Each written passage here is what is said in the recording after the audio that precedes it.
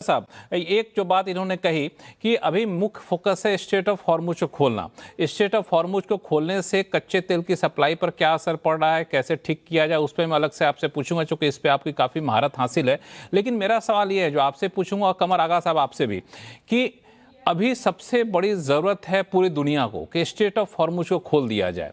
और दूसरी जो एक अड़चन है वो है न्यूक्लियर प्रोग्राम को, जिसका जिक्र अभी कर रहे थे। तो हम लोग ऐसा क्यों ना करें, या फिर बातचीत ऐसा क्यों ना हो कि स्ट्रेट ऑफ हॉर्मुज को खोलने पर बातचीत अभी कर लो, अभी इसको एक फ्रेमवर्क बना लो, न्यूक्लियर पे हम लोग आगे चल के बातचीत करेंगे। पहले चरण में कम से कम ये हो जाए कि स्ट्रेट ऑफ हॉर्मुज खोल लो और हम आपके कुछ जो एसेट सीज किए उसको छोड़ देते हैं, हम भी कुछ रियायत देते हैं, लेबनान पर हमला रुकवा देते हैं, और परमाणु कार्यक्रम पर हम उतना अड़ियल रवैया नहीं अपनाएंगे, आगे चल कर इस पर हम लोग बातचीत करेंगे। देखिए, स्टेट ऑफ हॉर्मुज खोल बंद हो जाने से वहां से जो तेल की दिक्कत पूरे दुनिया को हो रही है, सबसे ज्यादा फायदा तो अमेरिकन कंपनीज को हो रहा है। तेल के दाम भी बढ़े हैं और अमेरिका के एक्सपोर्ट्स जो तेल के हैं वो बढ़ रहे हैं। और पूरा वो इलाका जहां अमेरिका का दबदबा है, जिसको वेस्टर्न हेमिस्फीयर कहा जाता है, जिसमें ब्राजील भी शामिल है, गुयाना भी है, मैक्सिको भी है, और उस इलाके के तमाम सारे देश हैं जो तेल के उत्पादक हैं। उन सबकी तो रेवेन्यू आप उठा के देखिए, पिछले 2 महीने के अंदर सबके बढ़ गए हैं, दाम भी बढ़े हैं और उनका जो मार्केट शेयर है वो भी बढ़ गया है। तो इसलिए अमेरिका का फोकस इस बात पे हो कि वो जल्दी खुल जाए, जिससे तेल का आवागमन शुरू हो जाए। मुझे तो ऐसा नजर नहीं आता। देखिए लक्ष्मण जी, ये जो पूरे जिस इलाके की हम बात कर रहे हैं, इसको 3 हिस्से में मैं देखता हूँ। एक तो इसराइल इसराइल का अपना एक नजरिया है मिडिल ईस्ट को लेकर के, पश्चिम एशिया को लेकर, खास तौर से ईरान को लेकर के और लेबनान को लेकर के, हिजबुल्लाह को लेकर के, हमास को लेकर के। वो अमेरिका कितना दबाव डाले क्या करेगा, अंततः इसराइल वो करेगा जो उसको ठीक लगता है, और उसके जितने समर्थक अमेरिका में हैं वो भी कहीं ना नहीं, तो कहीं आप उसके क्या साथ। कह रहे हैं कि आप क्या कह रहे हैं, इसराइल अमेरिका की बात नहीं मानेगा एक सीमा तक? एक सीमा के आगे नहीं मानेगा, क्योंकि इसराइल के नहीं समर्थक माने। अमेरिका में ट्रंप की तरफ है, लेकिन उसके समर्थक अमेरिका में ट्रंप साहब के अलावा बहुत हैं। उनके जो पूरा अमेरिका जिसको अमेरिका कहा जाता है, उसमें खाली वो प्रेसिडेंट ट्रंप भी एक फैक्टर है। प्रेसिडेंट ट्रंप अमेरिका के, मतलब उनकी लैंग्वेज पे मत जाइए, ऐसा नहीं है कि वही अमेरिका को चलाते हैं, आप जानते हैं अमेरिका को कौन कौन चलाता है। तो इसलिए हमको देखने का नजरिया ये है कि एक तो हम इसराइल को देखें, ये देखें इसराइल का नजरिया क्या है, वो वहां पे ग्रेटर इसराइल चाहता है, उसका लॉन्ग टर्म एजेंडा क्या है, वगैरह वगैरह। एक ये फैक्टर है देखने का। दूसरा है ईरान। ईरान एक अलग फैक्टर इसलिए है कि ये जो मिस कैलकुलेशन हुआ ट्रम्प साहब का, और जो उनकी एक तरीके की जो, जिसको आम भाषा में, यूपी की भाषा में हेकड़ी बोला जाता है, वो तो ईरान ने उनको ठंडा कर दिया। उनको समझ में आ गया वो ईरान जो है वो नहीं है जो उन्होंने सोचा, ये तो बहुत ज्यादा ताकतवर है। और पब्लिक की निगाह में जो पब्लिक परसेप्शन ग्लोबली चला गया है, जिसमें अमेरिका में भी लोग शामिल हैं, उनका ये चला गया है कि कुल मिलाकर के ये ईरान युद्ध जो है लगभग जीता ही है, अमेरिका नहीं जीता है। अगर जीतने की बात होती है तो वो ईरान जीता। और ये बात तो तय है कि इस युद्ध से ईरान मजबूत होकर निकला, उसकी इमेज भी हुई है, और देश के अंदर जो भी थोड़ा बहुत विरोध हो रहा था फिलहाल वो थमा हुआ है। और तो ईरान, तो ये नया ईरान पैदा हो गया आपके लिए। दूसरी तरफ जो तीसरा सबसे बड़ा है वो है स्टेट ऑफ हॉर्मुज, और जो वहां के जो किंगडम्स हैं सारे, जहां से दुनिया का तमाम तेल आयात होता है, निर्यात होता है वगैरह, वो सब अब बिल्कुल ऐसे स्थिति में आ गए, उनको ये समझ में आ गया अमेरिका उनको डिफेंड नहीं कर सकता, उनको सुरक्षा नहीं दे सकता। लेकिन फिलहाल वो ये चाहते हैं युद्ध रुक जाए, क्योंकि उनकी अर्थव्यवस्था जो है उसको चुनौती आ रही है। तो ये 3 हिस्से हैं, लेकिन तीनों आपने हिस्सों को अलग नजर से देखना। हर एक हिस्सा अपने अपने अंदर ऑटोनोमस है, और उसको अलग होकर देखना पड़ेगा। जो स्टेट ऑफ हॉर्मुज की बात है, जो हमारे लिए सबसे बड़ी चिंता है, उसमें ये तय हो चुका है, ऊपर ना कहा जाए, लेकिन अब भारत हो गया, चीन हो गया, कोरिया हो गया, जापान अब ये नजरिए पे आ गए हैं कि एक सीमा से आगे भविष्य के लिए आप गल्फ स्टेट्स पे अपनी ऑयल या एनर्जी सिक्योरिटी के लिए भरोसा नहीं कर सकते। वहां जो चल रहा है वहां इस पे मैं आऊंगा, कमर आगा साहब से जरा मैं एक सवाल ले लूं, मैं इस पे आऊंगा, आगे चल के आपसे चर्चा करूंगा।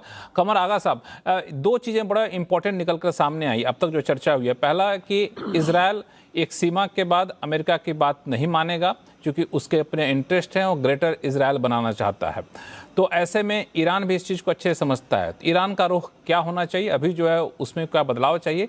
और दूसरा, जैसा भी सुन रहे थे आप कि ईरान इसमें विनर बन के उभरता हुआ दिख रहा है, ईरान जीतता हुआ दिख रहा है। तो क्या ईरान यहाँ पे एक ऐसी डिप्लोमेसी कर सकता है कि हम स्ट्रेट ऑफ हॉर्मुज खोल देते हैं, क्योंकि दुनिया भर के लोग परेशान हैं, और बाकी के जो देश हैं जो स्ट्रेट ऑफ हॉर्मुज के दूसरी तरफ हैं वो अपना तेल बेच सकेंगे? तो इससे एक समर्थन ईरान के प्रति बाकी देशों का जाएगा और अमेरिका के ऊपर दबाव बनेगा? जी, मैं समझता हूं कि ईरान तो चाहेगा कि जितनी जल्दी युद्ध खत्म हो जाए, बंद हो जाए परमानेंटली और शांति वहां पे आ जाए, वो उसके इंटरेस्ट में है। उसको रीडेवलपमेंट करना है। बहुत बुरी तरह से वहां पे बर्बादी हुई है। इन्हीं ने कारपेट बॉम्बिंग तक की है बहुत सी जगहों पे, और सब उसका उन्हीं ने पूरा ब्यौरा भी दिया है। कहा है कि 270-290 के करीब बिलियन डॉलर का से भी ज्यादा का लॉस हो चुका है। उसके अलावा जो बढ़ता जा रहा है वो अलग है। दूसरी बात यह कि जो बातचीत इस समय हो रही, जैसा अम्बासडर तेरुनाई ने बताया, वो यही है कि भाई सबसे पहले इस वक्त आप भी जो बता रहे थे कि स्ट्रेट ऑफ हॉर्मुज को लिया जाए, फिर 60 डेज उसके बाद जो होगा उसमें न्यूक्लियर इश्यूज और दूसरे इश्यूज लिए जाएंगे। इन 60 दिन के अंदर स्ट्रेट ऑफ हॉर्मुज को खोल दिया जाए। इसके ऊपर बातचीत चल रही है। अमेरिका भी बहुत चाहता है कि स्ट्रेट ऑफ हॉर्मुज खुल जाए। तेल की कीमत बढ़ने से अमेरिकन कंपनीज को जरूर फायदा हुआ है, लेकिन अमेरिकन पब्लिक के वहां पे बड़ी प्रॉब्लम आ गई है, क्योंकि तेल की कीमत अमेरिका में भी बढ़ गई है। वो जहां तमाम बढ़ती है तो वहां भी बढ़ेगी, और उसके बढ़ जाने से ट्रम्प साहब के ऊपर काफी प्रेशर है। नवंबर के महीने में मिड टर्म इलेक्शन होने हैं कांग्रेस के, जिसकी ये एक और उनको चाहिए कि इलेक्शन। दूसरी बात ये कि मुझे नहीं लगता ट्रम्प साहब भी चाहते थे कि कुछ फ्रोजन कॉन्फ्लिक्ट की तरह हो जाए, इसलिए कि उनका कोई भी एक भी ऑब्जेक्टिव या गोल जो था वो इस युद्ध में पूरा ही नहीं हुआ है। और अगर वो इस वक्त कोई उसके ऊपर एक्सेप्टेंस करते हैं, ईरान को पैसा देते हैं, तो फिर तो कहा जाएगा कि भाई आप तो वही काम कर रहे हैं जो ओबामा ने किया था। जब ओबामा ने किया था तो आप युद्ध में क्यों गए, आपने विड्रॉ क्यों किया JCPOA से, जो 2015 की वो थी peace deal, nuclear peace deal Iran के साथ, तो वो भी उनके भी कुछ समझ में नहीं आ रहा। वो समझ में तो आ रहा है, वो ये चाहते हैं कि एक फ्रोजन कॉन्फ्लिक्ट हो जाए धीरे धीरे, नो वॉर नो पीस, जैसे वहां पे है कोरिया में, नॉर्थ कोरिया में, और ईरान को बिल्कुल आइसोलेट कर दिया जाए। मगर फर्क है, ईरान को आप कोरिया की तरह अलग नहीं कर सकते। ईरान में काफी तेल है, गैस है, मिनरल्स हैं, फिर उसके अलावा ये भी है कि ईरान का इंटरनेशनल सपोर्ट है, और फिर इस वक्त ईरान की पब्लिक सपोर्ट भी बहुत है उसको, और दूसरे अरब देशों की भी सपोर्ट उसको काफी है। इसलिए कि जब भी उसने अमेरिकन एम्बेसी या अमेरिकन मिलिट्री बेसिस पे अटैक किया है, आम जनता अरब की खुश हुई है। गाजा को उसने सपोर्ट किया है, उससे उसकी एक छवि बनी हुई है। अब्राहम अकॉर्ड कोई ज्वाइन करने पे नहीं राजी। सऊदी अरेबिया जो राजी हो गया था दिल्ली में G20 की मीटिंग में, उसने कहा, फिर जाके इंटरव्यू दिया अमेरिकन मीडिया को कि हम बहुत जल्दी ज्वाइन करेंगे, अब वो भी नहीं ज्वाइन करने पे राजी हैं। तो बड़ी स्थिति खराब है। 20% तेल आ नहीं रहा, ग्लोबल इकोनॉमी पे बहुत असर है।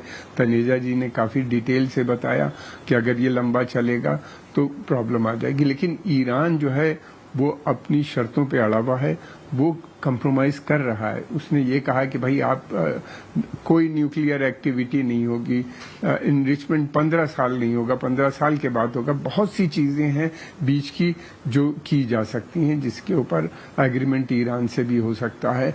लेकिन अभी तक एक दिन वो मानते हैं ट्रम्प साहब, फिर दूसरे दिन उनके ऊपर प्रेशर आता है अमेरिकन लॉबी का, जूइश लॉबी का और इजराइल का, तो वो पीछे हट जाते हैं, एक स्टेप आगे जाते हैं, फिर 2 स्टेप पीछे हो जाते हैं। यही चल रहा है काफी समय के साथ, और उससे पूरी दुनिया सफर कर रही है। जी। और खुद अमेरिका के अंदर भी एक बड़ी क्राइसिस मुझे आती हुई नजर आ रही है।